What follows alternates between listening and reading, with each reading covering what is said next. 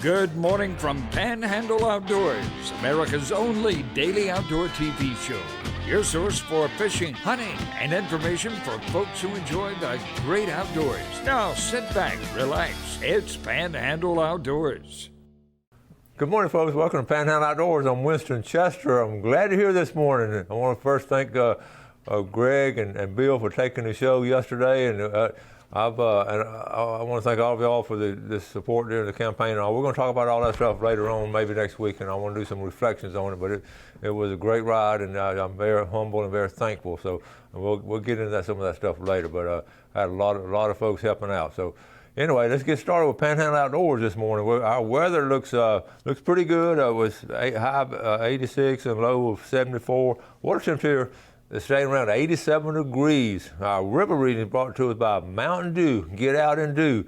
And nothing more important in the late summer than getting out and doing it, because you don't want to stay in the house or anything. Apalachicola, Bluntstown, it's pretty steady at a 4.9. I think this weekend on the river is going to be in good shape. The Choctawhatchee Carabelle is at a 3.1, and you can see it's bumping up there, getting on up there. We'll have some rain coming in, and if you like fishing rising water, and a lot of folks do, especially when you're catfishing or they're coming up in the sloughs and you want to fish out rising water because you can get your boat back in there. So it's at a 3.1. Tide chart brought to us by Kent Forest Lawn. We're looking at high at 11:22 this morning. Today is August the 21st. Pretty steady tide. Now tomorrow's tide is not very good. It's not going to be good at all. But the low tide, high tide is 12:22 right after lunch, and then low tonight at 8:45. So floundering, it's going to sort of mess up your floundering as far as sitting there during that change, and then when it starts changing coming in. But if you want to flounder, I know Joe and all those boys will be out there about midnight and getting started. But that's how these hardliners do it. They like doing it that way. Our wind be south, coming straight out of south, pretty gentle, right about 5 to 6. All right, let's take a break. We'll be right back.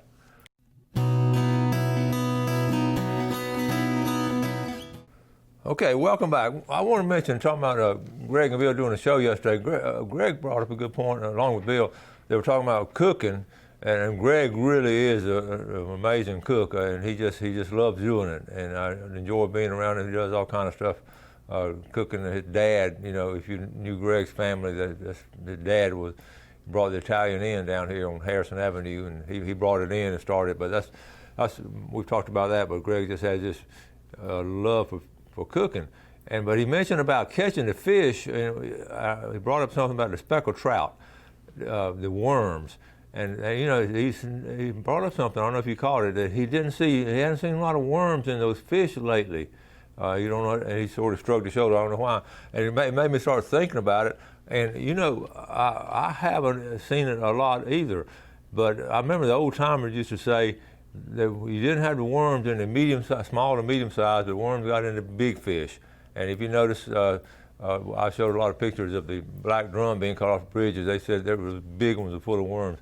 And the speckled trout. Well, I tell you one of the reasons we're not seeing a lot of worms, we're not seeing a lot of really big speckled trout being caught.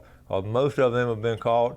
When they get big, there's so much pressure on them now. People are just catching them, and I know there's a size limit, but a lot of people have just not eating them now, so there's just not that many. So anyway, I got to think about the worms. We're not seeing very many because of the lack of them, and then also the size limit. We're going to show you a picture. This is going to be the first picture. This is a special picture. This really is. This young lady here, this is from her mom. Okay, this is Claire, and Casey Conrad Lovett sent this, and I want you to read it. Claire's puppy, Coco, passed away yesterday. She loves this puppy more than I can explain. She's heartbroken. She wanted to share this in order to share Coco with everyone. Now, folks, is that not precious? Look at that. And that's heartbreaking to a kid to lose their little puppy, and it's always heartbreaking no matter what age, but especially as a kid. So I told Casey, one of my former students, her parents are good friends of mine, and I told Casey we're going to honor this little puppy on Panhandle Outdoors, because our viewers all love their dogs too. We've got a lot of viewers out there that love their dogs, and they understand your little heartbreak, and it's going to get better, and it's going to be brighter days ahead. So that's a great picture, and you're in our thoughts, honey. So I'm glad you took a picture and put them on Facebook. All right, next picture, let's go. Talking about big fish. Look at old Kevin Lee Eiford over there off a transmitter, Eiford's repair shop over there. What a heck of a mechanic those guys are. But yeah, I think they might be a better fisherman than they are a mechanic because he's always catching some really big fish. Kevin, good job, buddy. Nice, pretty picture too. I wanted to show this. We're talking about rules of the road about fishing and about when you're going fishing, most of y'all are going in a boat. And what made me think about it was all the scalloping going out now. Somebody was telling me that everybody told me the most boats they've ever seen scalloping ever was that opening weekend. And so a lot of boats are moving around. So let's look at the left side, your port side, up in that corner. Okay, you have priority of movement over vessels approaching from that red area. Maintain your course and speed, and those last two words, with caution. If you go in full speed, it's going to be hard with caution if it's crowded. Now, out in open water is different. Now, let's go to the right side, starboard.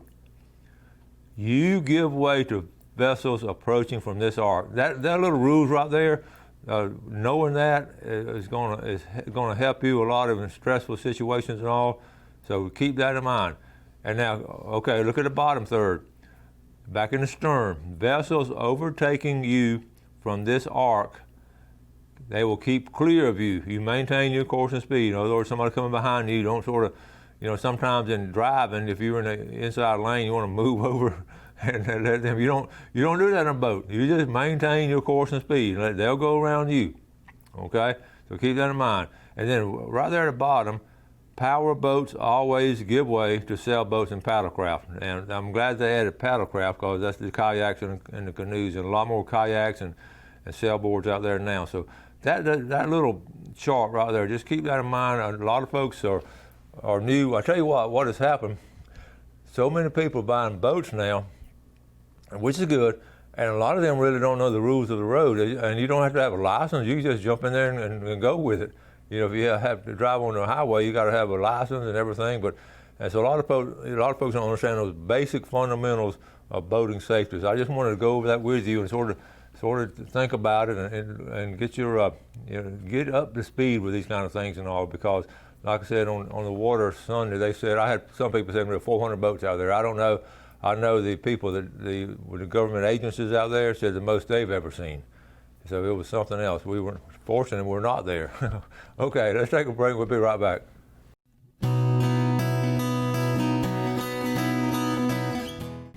Okay, welcome back. Jeff and I were just talking. This has nothing to do with outdoors, but I know a lot of outdoorsmen like to watch that Saturday afternoon college football. They came out with SEC schedule, and I just showing it to Jeff. He has it, but I'm going to show it to you real quick. This is just, you can get this online or something. It shows you the whole SEC schedule. And look down at the fourth, 1, 2, 3, 4, 5. You got the Gators, okay, and their schedule is always hard. But look at Georgia. Jeff's a big Georgia man. They got, look, right there in the middle. See Georgia? Okay. Arkansas, Auburn, Tennessee, Alabama. That's the first 4 games. So anyway, get this little chart. It's going to be some really good football this fall with the SEC, and then of course the ACC will have their own conference games and all. So that's going to be something to look forward to. Every weekend there'll be some kind of rivalry. So anyway, let's see. I want to give you a quick scholarship report, and I have really received a lot of reports. There have been quite a few people not doing well. And I think those are the people who maybe did well last year when so many. There are not as many this year, but there's still a lot out there. Does that sound? But the folks that know where they're going, they're getting their limits pretty easy within an hour or two, whatever. So that's reports I'm getting from people camping out there and from people going back and forth during the day from different places. So overall, it looks like a pretty good year. So keep that in mind too. So anyway. Yesterday I spent all day getting my big political signs. I'm a firm believer in getting those things within a day or two, getting them off the street, and most of us done that. But again, I've talked about this before. These big signs, I've got my son's trailer. I used it, but bungee cords. I just want to bring them in here again and tell you how. As an outdoorsman, I hope you have a bunch of bungee cords because I use them my kayak stuff and all. And the history, they've had them a long time, but anyway, make sure that you get a lot of bungee cords. And I thought, if you want to get somebody, you just have a friend that maybe, or a wife, you want to buy a husband something, or a husband want to buy your wife something, buy them a package of bungee cords. That'd be just sticker with it. And I still have one whole package I haven't done. They last so long. They only deteriorate really with the sun and all. But I just want to, again, tell you, as an outdoorsman, how important they are, okay, bungee cords. And the other afternoon, or late afternoon, I was outside and it was just so still. It was dusk. The sun had gone down, and it was that dusk period. And that, we always seeing pictures of people doing stuff early in the morning and all, but dusk to me is very special around the outdoors. And it was just real still in my house. I don't have a lot of traffic and all, so I wrote down some mid-August reflections. So this a couple of days ago, so it was mid-August, and just some things going on. And I just, sometimes you don't notice unless you just sort of stop, catch your breath, and sort of look around. So I was out there by myself, just pure quietness. So you understand the situation then. First thing I noticed, and I bet you have too, I looked around some of the trees. The trees are really growing. Now I know that sounds simple, but from last year, the tree growth, I think they're blossoming out again. The limbs are sort of filling out this year. I've seen a lot of tree growth. We've had some good rain this summer, and I bet some of y'all having some of the trees that you saw last year sort of stunted and sort of damaged and all. But the tree growth is really stuck out where I just look at certain areas. So check yours out. The second thing, I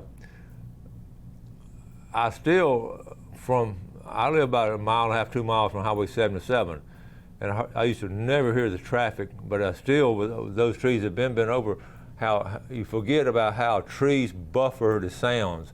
So I could still hear sounds in the distance of trucks and cars going way off in the distance up and down Highway 77. As those trees build back, that sound will be muffled more. And again, those little things like that. The third thing,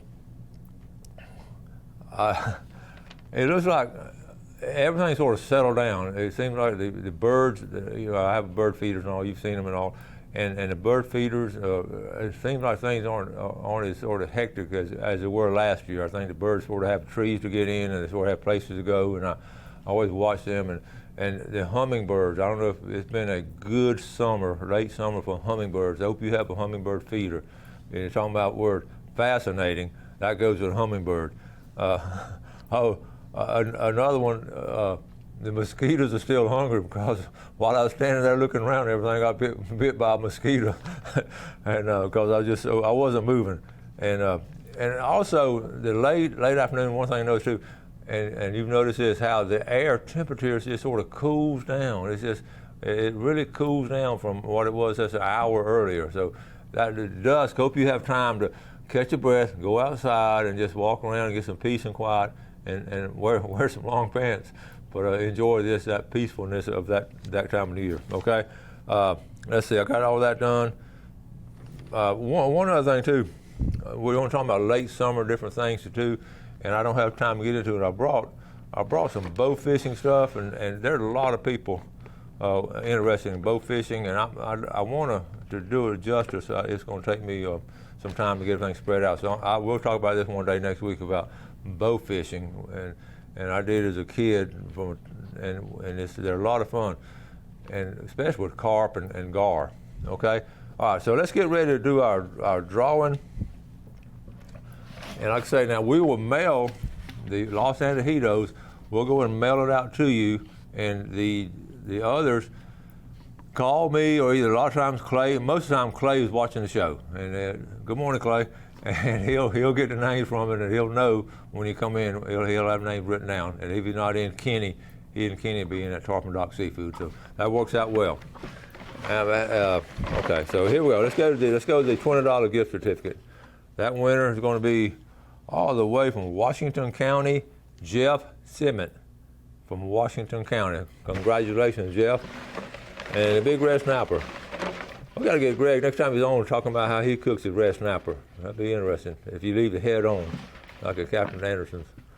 All right, the winner of that's going to be all the way from Inlet Beach, Tanis Khalil. Good morning, Tanis. He's always he's a good outdoorsman. He's ain't too busy though. He's not getting to do good stuff. All right, Los Angeles. Let's do it. We're going to do it last today. You hear me talking about those fish tacos? All right, that's going to be all the way from Panama City, Tyler Drew. Okay, so that's our 3 winners. And we have a lot of, I tell you what, remember the mystery tackle box? I have a stack of 3 of them at the house. And we're not giving away here because, we can't come in, no one can come in the studio to pick them up. And so we're going to just hold those until everything gets back to normal. And we're going to just start probably give away mystery tackle box once a week till we give them away too. And then I have some other stuff that I've acquired, brand new stuff, brand new outdoor stuff. And when we did that, a lot of times we would have these sweepstakes, and I'd get a lot of stuff gathered together. Like I'd go to ICAST and get all these samples and buy this and buy that. Or you can go down to Blue Water when they had a tent sale and buy a lot of stuff. And then we'd have the fall sweepstakes or the summer sweepstakes. So what I'm hoping is later on in a couple of weeks, or months or whenever, when things settle down and we can sort of move around more, we're going to have a sweepstakes. We might be called a Welcome Back to Normal sweepstakes, but we're going to have some stuff to give away from Panhandle Outdoors. Okay, let's take our final break. We're going to come back with our famous Friday fishing report. Okay, welcome back. I didn't get a chance to go to Fishing Game Time, but we'll get them online for you right now, but I don't have them over there. But let's take a look at our fishing report and what's going on. I want to start today. Let's start at Lake Seminole. I love Lake Seminole. It's just a special place. Growing up, we would spend time over there. My closest cousin I ever had was Jared Locke over there in Chattahoochee. And we spent many a time around that Lake Seminole area, around the Booster Club Landing in Ed Maxwell. You know where that is. But let's look at it for you folks. I get so many folks that moved down here. But you look at the Georgia state line and the Florida state line here, and it's not like a straight line. And of course now with the electronics we have today, it's easy to tell when you get over in Georgia. So, but remember, Georgia has a limit, a different kind of regulations, and Florida has different kind of regulations. So we're sort of on the west side of Lake Seminole, and we got a great state park, the Three Rivers State Park, right there in the middle of the screen. Of course, you have Sneeze and Billy Grantham and all his buddies, Sneeze and Grand Ridge. So that's the old Highway 90. And of course, it made I-10 sort of parallel Highway 90, right there in the middle of the screen, from right to left, Chattahoochee, Sneeze, Grand Ridge, and then on over here to Mariana. And that was actually the old Spanish Trail was Highway 90, how it formed. So anyway, I want to recommend it as just a great fishing. And then you have the Jim Woodruff Dam, okay, right here. This is where, okay, the stripers and, okay, there's the dam right here. And you can fish on either side. And you don't need to watch the fishing report.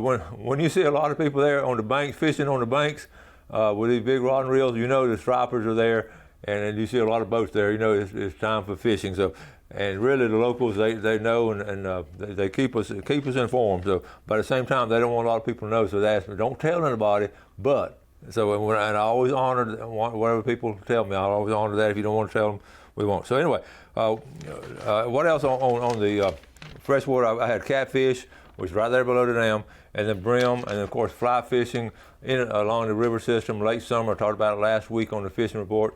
Late summer fly fishing in all the feeder creeks and then the tributaries down there is really good. Okay, so now let's go on saltwater. I wrote down 4 things: kings, bonita, which is called little toonie, and I could get a kick out of some of these guides.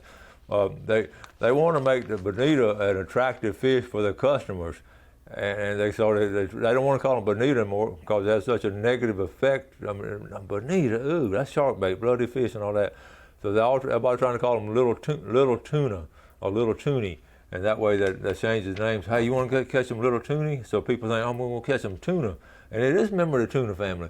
So if you hear somebody catching, they're talking about bonita. And no, you cannot eat them. They're not. And then I also wrote down amberjack and mahi. There's been some great pictures on the mahi. Some really nice mahi being caught. But the king mackerel out around Whistleboo, this is a great time of year to go king fishing late summer. So king mackerel is going to be excellent.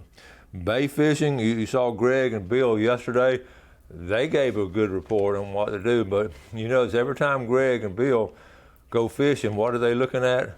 They're looking at this tide situation and the wind situation. And like Greg said, it don't matter what the heat is, he'll go sometimes in the middle of the day because the water is going to be right when it's moving at a strong tide, and he knows where they're going to be coming out of the channels and all. So that's why you have to be really pay attention to nature and what's going on. And of course, early fishing is important. and we talked about that. But anyway, let's go back to St. Joe Bay, to the scallop situation. Okay, the parking. Okay, so we're only 2 places to put your boat in. Okay, Port St. Joe, and I understand that they had a really good situation, very organized, and opening weekend. Like I said, I wasn't there, but very organized. They had a policeman out there directing traffic and all that. And fortunately or unfortunately, the First Baptist Church had raised their building. They have to rebuild, and they may rebuild another location. So that opens up a lot of parking for boat trailers. And so then, so that worked out good. You just got to wait in line, be patient, but that worked out good. Won't cost you $10 though. All right, now, the state park, and I've been told, and I'm going down there. Actually, within 4 hours from now, I hope to be in the water, scalloping, if good Lord's willing, the creek don't rise. While they're doing that state park, they are limiting it to 20 boat trailers in there.